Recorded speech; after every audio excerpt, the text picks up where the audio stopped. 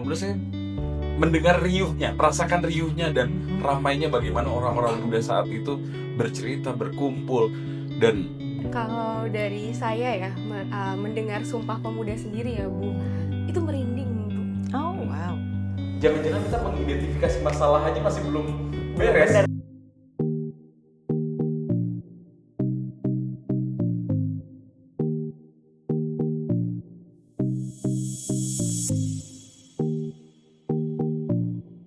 Selamat datang pada podcast Bening.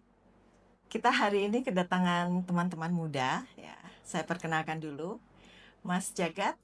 Halo, Selamat datang. Selamat pagi Bu Dami. Dan juga Mbak Nadia. Selamat pagi Bu Dev. Selamat pagi juga. Ya. Jadi teman-teman pemirsa dan pecinta Bening Podcast. Ya. Seperti kita ketahui bersama, sebentar lagi kita akan ada hari besar lah gitu ya di bulan Oktober ini. Itu adalah Hari Sumpah Pemuda. Ya. Nah, kalau boleh saya ingin merefleksikan sedikit ya tentang Sumpah Pemuda untuk Mas Jagat dan juga untuk Mbak Nadia dan sekalian juga untuk teman-teman yang pemirsa Bening sekalian ya. Jadi sedikit refleksi saya atas Sumpah Pemuda ini. Ya. Sumpah Pemuda bagi saya adalah sebuah kekuatan imajinasi generasi muda pra-kemerdekaan untuk bermimpi mengenai kebebasan. Kebebasan dari penindasan dan ketidakadilan, kebebasan untuk menentukan jalan hidup sendiri, kebebasan dari penjajahan, serta keberanian untuk mengubah nasib sendiri. Ya kalau dipikirkan zaman itu 1928 kita masih dijajah ya. Kebayang nggak sih dijajah itu seperti apa? Ya kan, kita mau sekolah aja nggak boleh, mau menjalankan kehidupan itu semua diatur dengan ya aturan-aturan kolonialisme yang menganggap posisi kita tuh di bawah mereka ya. Jadi kebayang dengan dari kecil hidup dalam suasana seperti itu, tapi kemudian bisa lahir Sumpah Pemuda. Jadi kalau saya sih refleksi Sumpah Pemuda itu selalu mengingat hebat sekali ya bahwa Founding Fathers itu berani bermimpi untuk merdeka di saat pendidikan saat itu. Sebetulnya dalam bayangan saya nggak tahu ya, saya nggak hidup zaman itu ya, tapi dalam bayangan saya pendidikan zaman itu pasti juga membedakan antara orang pribumi dengan orang putih ya.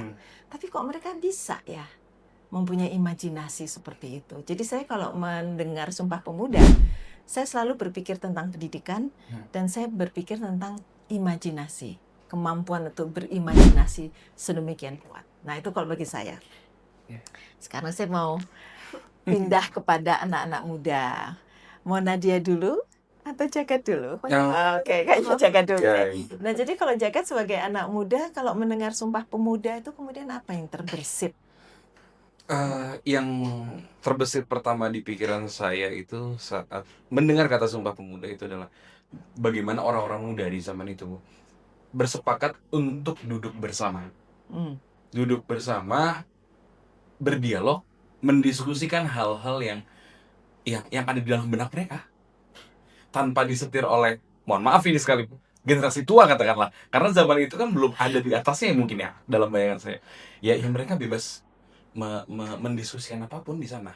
Mereka bercerita tentang apapun dan menghasilkan hal-hal yang luar biasa gitu, sehingga dalam bayangan saya itu adalah riuh suara di dalam ruangan, bagaimana orang-orang berbicara, bercerita dari daerahnya masing-masing. Karena jika kita ingat tentang Sumpah Pemuda kan ada kumpulan jong gitu kan, bagaimana mereka bercerita tentang realitas hidup mereka di masing-masing lokasi tadi, sehingga ya tadi ketika mendengar Sumpah Pemuda saya mendengar riuhnya, merasakan riuhnya dan ramainya bagaimana orang-orang muda saat itu bercerita, berkumpul dan berdiskusi mengenai apa-apa saja yang mereka anggap penting. Itu jadi saya mencoba untuk membayangkan bagaimana riuh dan menyenangkannya berbicara bersama teman-teman muda tanpa harus bukan bingung ya, ketakutan untuk dipotong oleh generasi atas sehingga kita bebas bicara.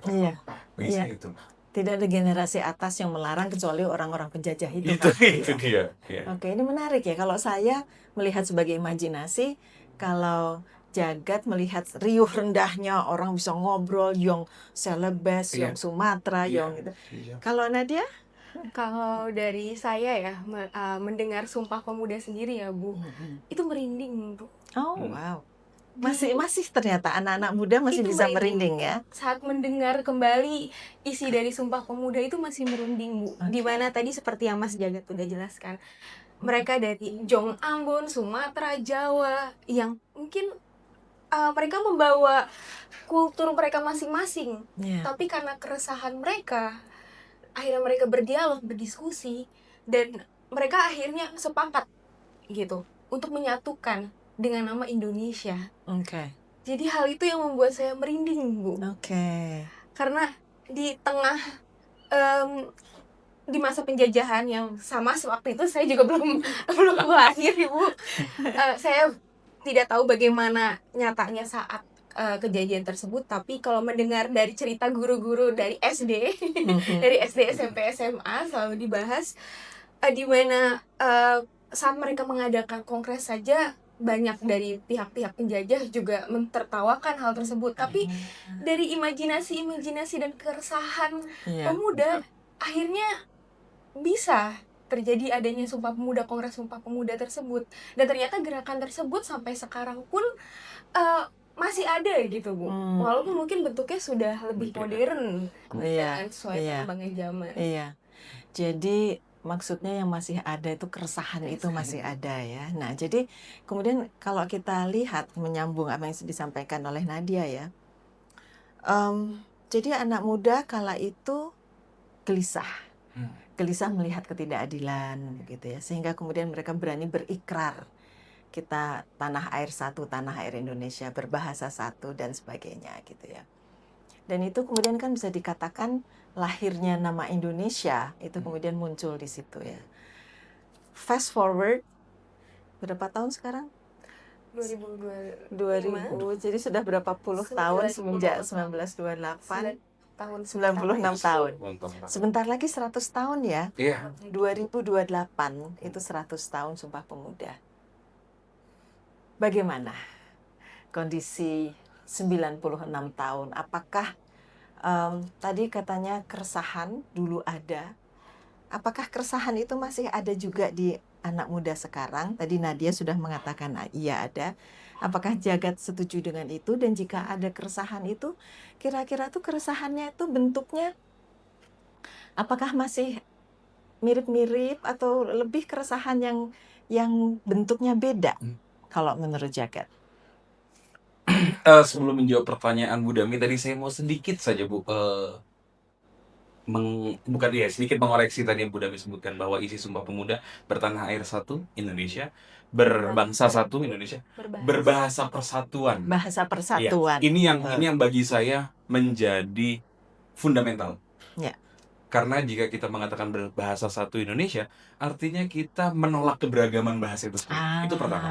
Okay. Lalu satu hal, makna di balik itu, kalau saya merasa makna di balik bahasa persatuan adalah bahasa Indonesia. Saya merasa bahwa bahasa persatuan artinya kan adalah bahasa yang dimengerti oleh semua. Jangan-jangan bahasanya ya bahasa keresahan tadi itu, jangan-jangan kegelisahan tadi itu menjadi bahasa teman-teman muda pada saat itu yang akhirnya membuat mereka duduk bersama dan mendiskusikan banyak hal.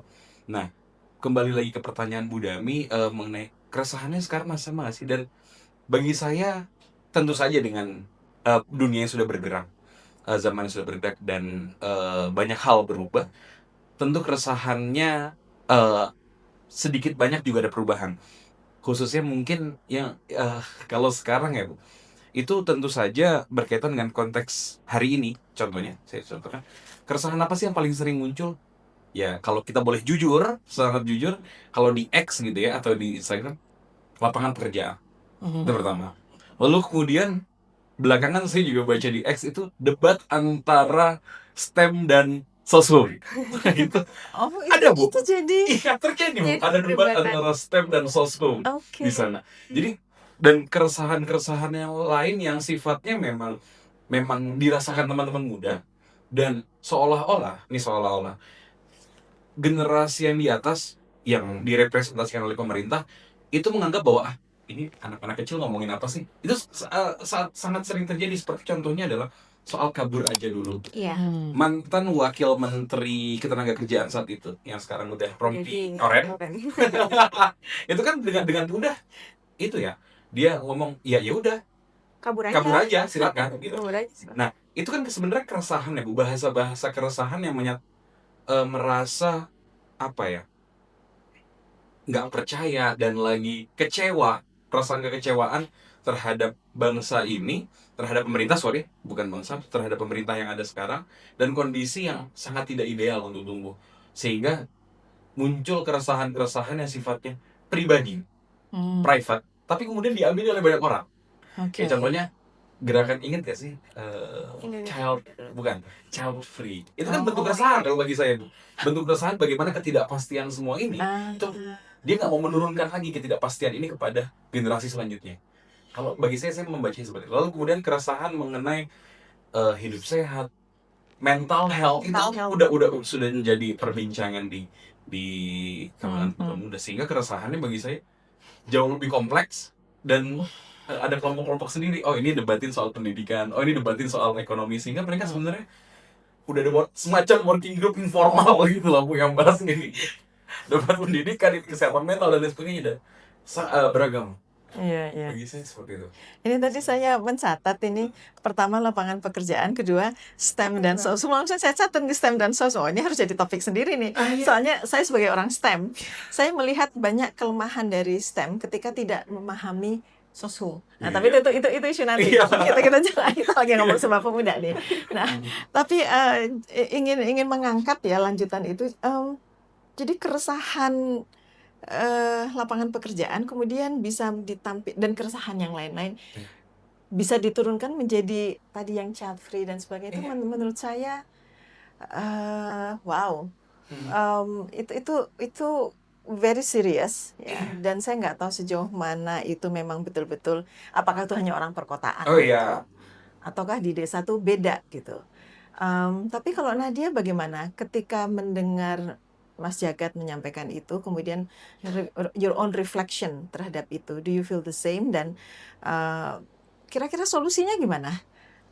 Iya, jadi melanjutkan tadi seperti yang Mas Jagat obrolin ya, itu juga jadi membuat saya ketawa karena mungkin saya juga salah satu part dari orang-orang yang mendebatkan itu di sosial media. Karena kan kalau dulu teman-teman dari Kongres Pemuda pada di 1928 kan belum seperti sekarang ada sosial media, mereka kan mendapatkan secara langsung. Tapi saat ini dengan teknologi yang semakin maju di era digital, hal apapun itu sekarang jadi perdebatan Bu. Dan tapi memang semuanya itu timbul dari keresahan, mungkin dari personal seperti tadi yang Mas Jagat bilang, yang akhirnya diaminin sama semua orang, tapi belum tentu ada orang yang juga setuju dengan hal tersebut gitu Bu.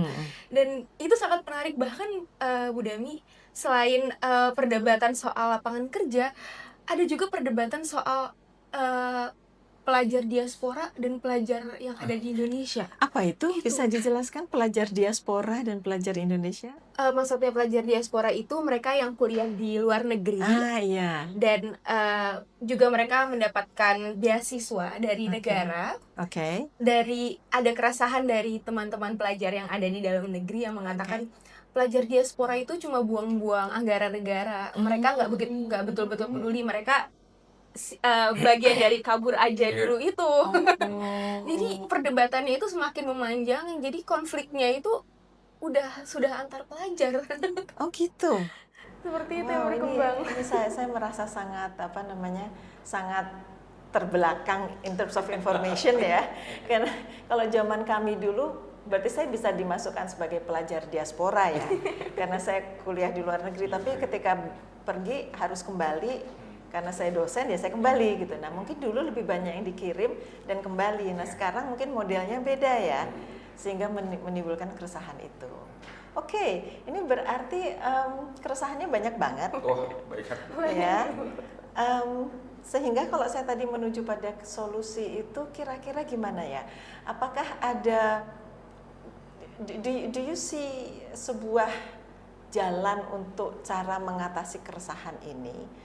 Apakah ada harapan-harapan yang bisa diberikan pada pemerintah, pada kita sendiri, pada orang tua, pada yang teman-teman sendiri gitu. Di tengah-tengah keresahan ini kita kan ingin bersama-sama maju sebagai sebuah bangsa karena kita punya mimpi Sumpah Pemuda itu ya, kebersamaan, kesatuan kita itu tidak boleh hilang gitu ya, sehingga keresahan dan konflik-konflik ini kan bisa bahaya juga gitu ya. Nah itu kira-kira kalau saya mau tanya solusinya apa, satu, kemudian kedua mau melempar juga, apakah pendidikan punya peran di situ?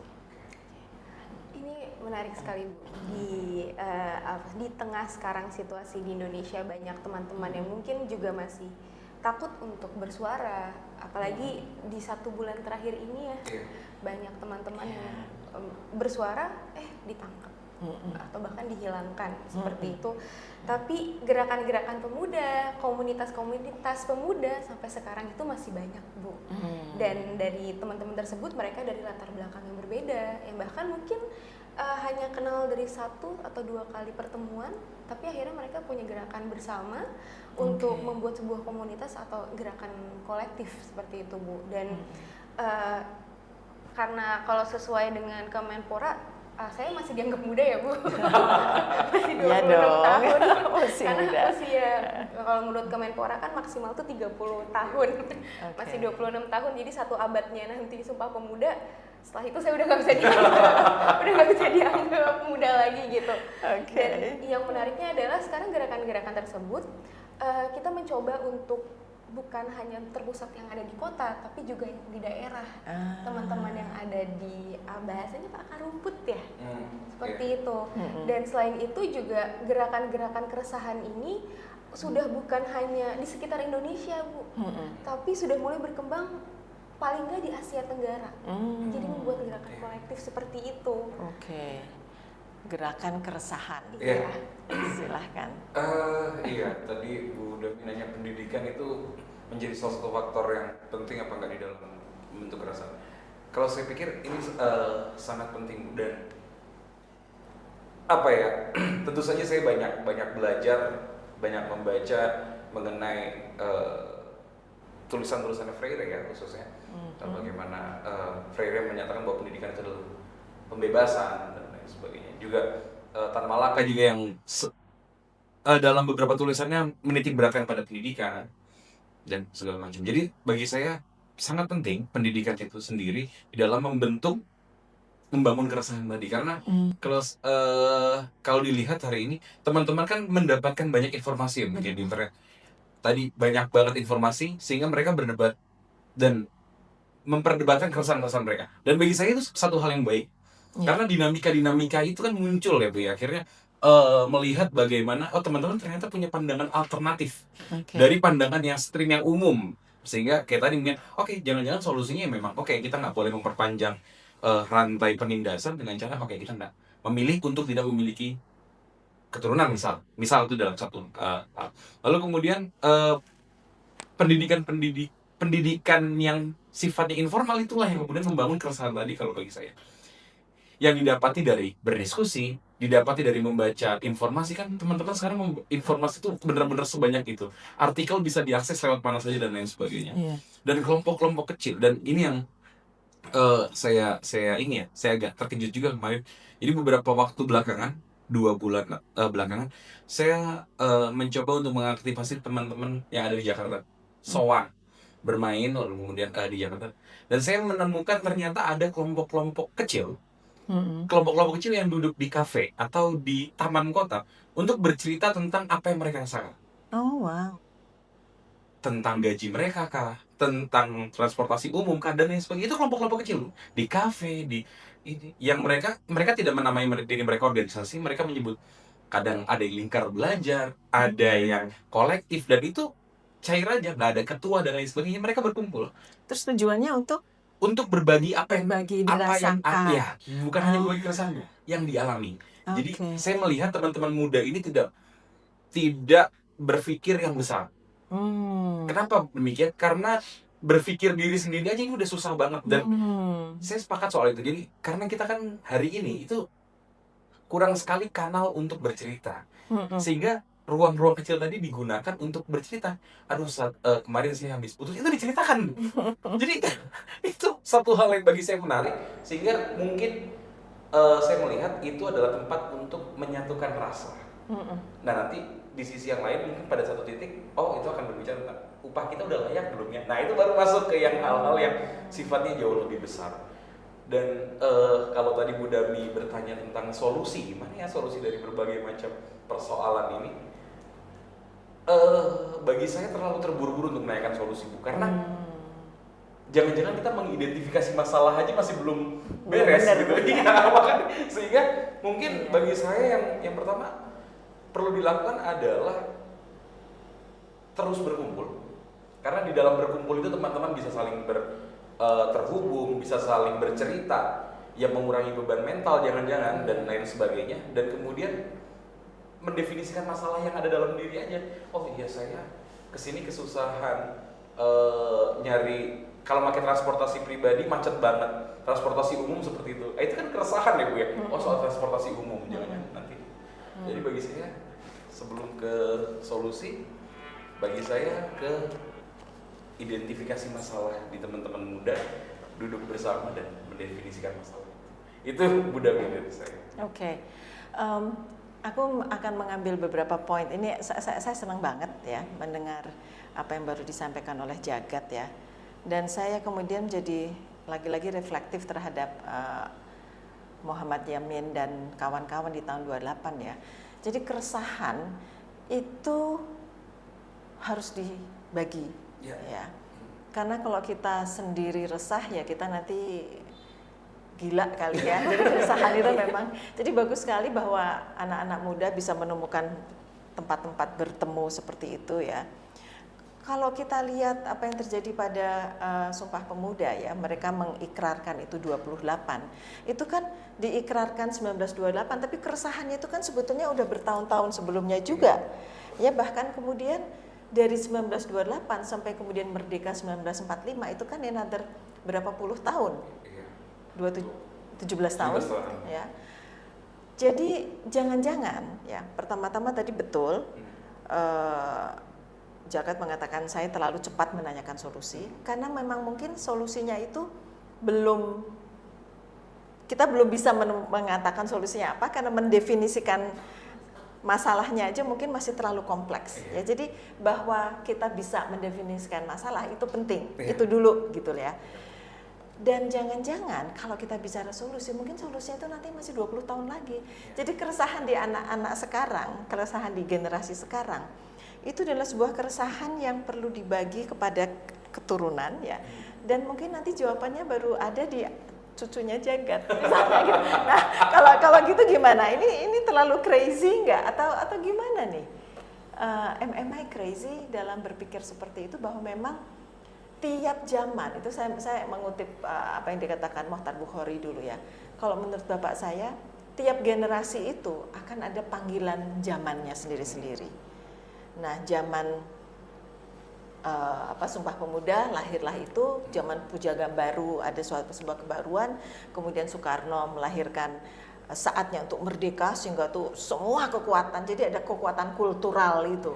Kekuatan kultural untuk mengatakan kita mau merdeka, dan itu kan udah serentak, orang zaman itu mau dibunuh, mau disiksa, siap mati bener kan ya, sehingga ada panggilan zaman untuk mengubah seperti itu. Nah sekarang kita resah tapi mungkin kekuatan kulturalnya itu belum ada atau ada. Nah ini pertanyaan saya, ini saya ingin reflektif aja sih, saya ingin Nadia dan Jagat dan teman-teman semua reflektif, apakah kita saat ini mempunyai kekuatan kultural untuk benar-benar bisa membantu kita bersama untuk membawa perubahan yang kita mimpikan bersama, atau sebetulnya mimpi kita belum sama, jadi belum akan ada perubahan itu karena mimpi kita masih berbeda-beda. Gimana Nadia? Dengan keistimewaan Indonesia sebagai negara yang pluralistik ya, dengan agama, kepercayaan, ras, dan budaya yang beragam, untuk memiliki mimpi yang sama itu menurutku tuh apa ya bahasa Susah ya, seperti itu. oke.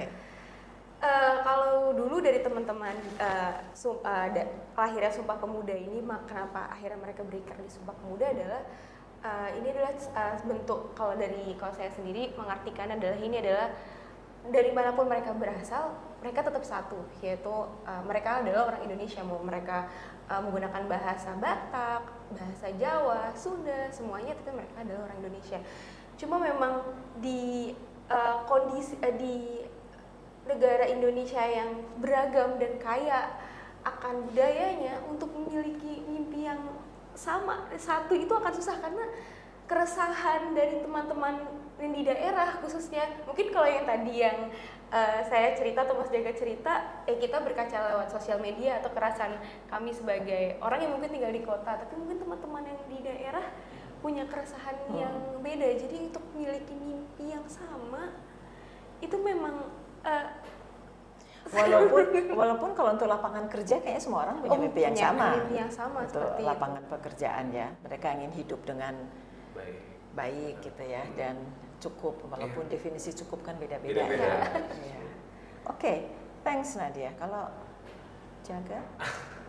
Kalau saya merangkai mimpi, karena konteksnya Sumpah Pemuda, dan di Sumpah Pemuda ini kan pada saat Sumpah Pemuda 1928 dulu kan pertama kali Indonesia Raya dilantunkan kan, saya selalu ingat itu. Makanya saya itu selalu saat dengar kata Sumpah Pemuda, saya selalu membayangkan bagaimana suasana di dalam itu saat Rudolf Supratman pertama kali melakukan biola, dan nggak boleh dinyanyikan, ya hanya mendengar, nggak boleh dinyanyikan karena ada kata merdeka, nggak boleh dinyanyikan karena ada kata merdeka, sehingga mereka hanya mendengarkan.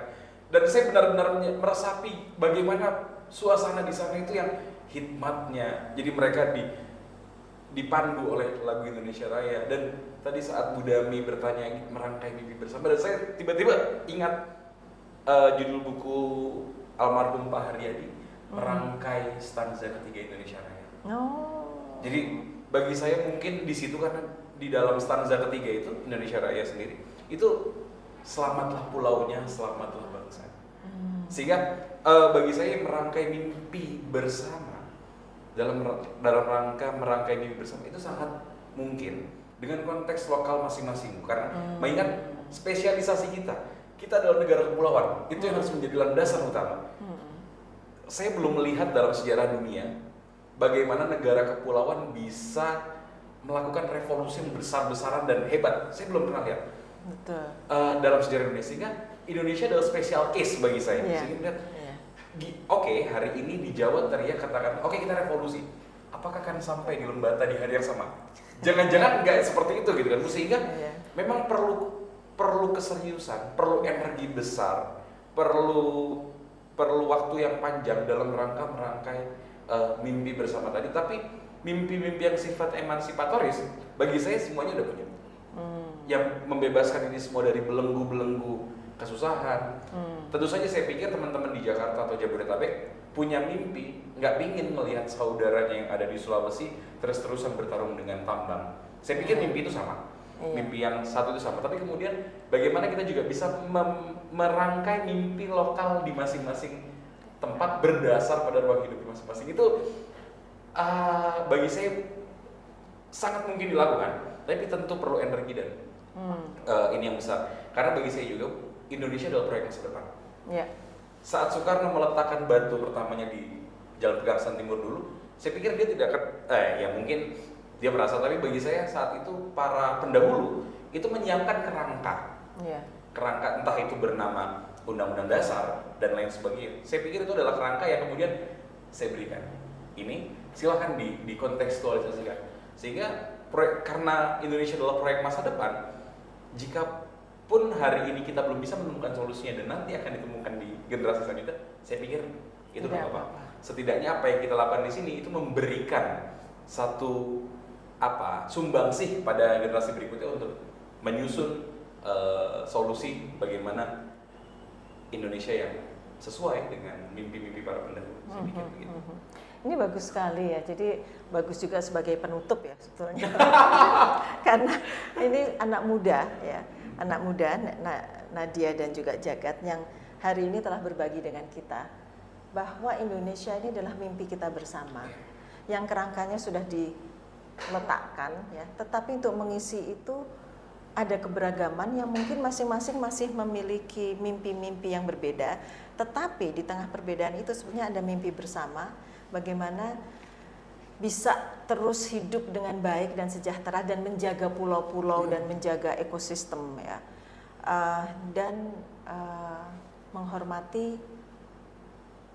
perbedaan itu, menghormati budaya yang berbeda, menjaga lingkungan kita dengan baik ya, dan senantiasa sadar bahwa Indonesia ini adalah sebuah berkah, anugerah, keunikan yang luar biasa karena nggak ada di dunia lain negara yang mempunyai begitu banyak pulau, walaupun Filipina katanya juga pulaunya banyak ya, tapi kan nggak sampai sebanyak Indonesia ya, dan bisa bersatu karena pulau-pulau yang berbeda itu kan sebetulnya sangat mudah untuk lepas gitulah ya, tapi kita bersatu ya, jadi menjaga keberagaman bersama dan keresahan itu menjadi bagian dari hidup yang nggak apa-apa sebetulnya ya, karena dari keresahan itu justru memperlihatkan kita itu kita hidup, kita punya mimpi dan kita resah karena ada sesuatu yang belum kita capai. So it's okay to be resah.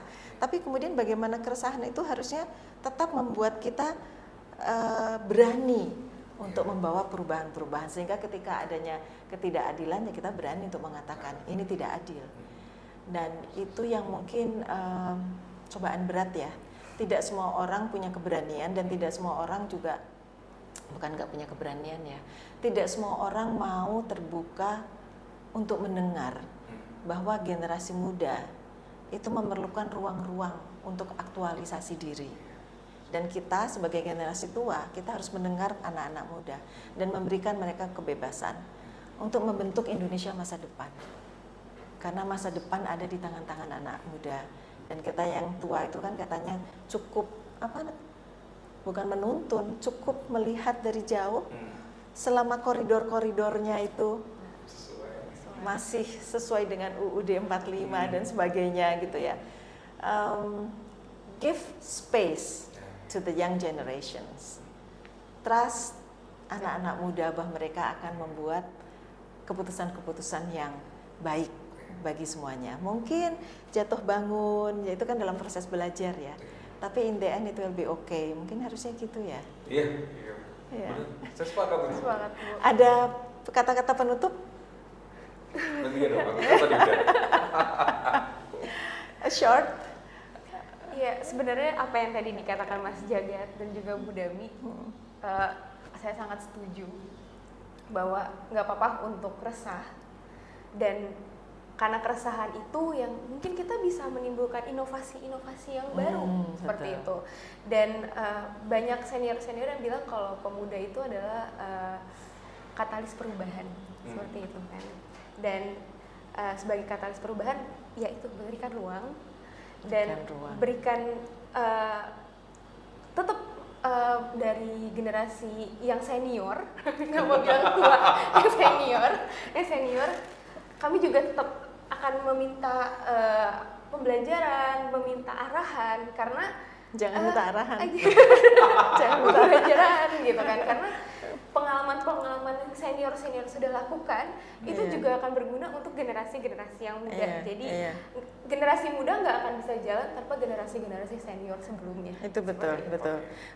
Tapi menyambung sedikit sebelum saya kasih ke Jagat, saya selalu ingat Bapak saya mengatakan bahwa pendidikan itu adalah untuk menyiapkan anak-anak muda menghadapi masa depan yang kita nggak tahu masa depannya itu kayak apa.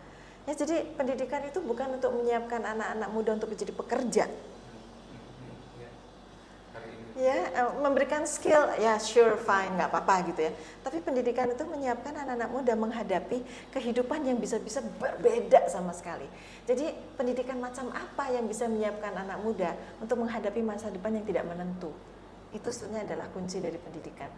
Tapi kan susah ya, kita menyiapkan anak muda untuk menghadapi masa depan yang nggak jelas, itu apa yang harus diberikan. Tapi just a little bit reflection aja sih tentang pendidikan. Tapi terima kasih banyak, ini Nadia kalimat penutupnya. Saya agak sangat berbeda dengan Nadia. Okay. Kalau Nadia itu menganggap bahwa generasi di atas itu perlu bimbingan segala. Enggak, saya berdiri untuk tidak mengikuti apa yang generasi sebelumnya lakukan. Karena efek dari generasi yang sebelumnya lakukan itu adalah hari ini, bahwa kita kesulitan untuk mendapatkan akses ekologis, hidup dan lain sebagainya itu ya karena mau nggak mau generasi semua. Sehingga kalau saya ditanya penutupnya seperti apa ya, bagi saya akan berdiri berseberangan dengan generasi tua bukan untuk melawan atau segala macam, enggak. Tapi kemudian membangun jalan baru, membangun peta baru yang jangan-jangan harus berlainan memang dengan yang belakang, sehingga kita mencetak print biru baru, blueprint baru mengenai langkah merencanakan Indonesia ke depan. Sehingga Anda cukup, silahkanlah beristirahat, nikmati aja hari tua. Bagi saya baik loh, saya belum minta generasi tua untuk istirahat, silahkan istirahat aja. Bapak, Ibu, ayo istirahat, biarkan kami yang memikirkan, biarkan kami yang capek, energi kami masih banyak. Gitu. Bagi saya seperti itu, sehingga berikan ruang. Dan saya ingat kata-kata Tan Malaka, berterang-teranglah dalam gelap, bergelap-gelaplah dalam terang. Artinya melihat sisi yang sebaliknya. Iya, keren, luar biasa. Terima kasih banyak Jagat, makasih Nadia.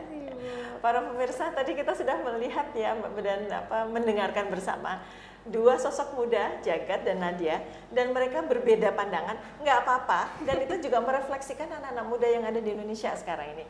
Kalian pasti berbeda-beda juga kan ya, tapi di tengah perbedaan itu yang penting adalah bagaimana mencintai kemanusiaan dan menghargai humanity ya, dan keadilan yang harus kita jaga bersama sebagai manusia Indonesia. Itu yang mungkin harus kita pegang. Jadi kita ingat kembali Sumpah Pemuda dan nilai-nilai luhur itu, dan bagaimana nilai-nilai luhur itu tetap menjadi pegangan kita, walaupun kita kemudian tadi berseberangan itu ya, tapi kan ada prinsip-prinsip universal tentang kemanusiaan yang harus kita jaga.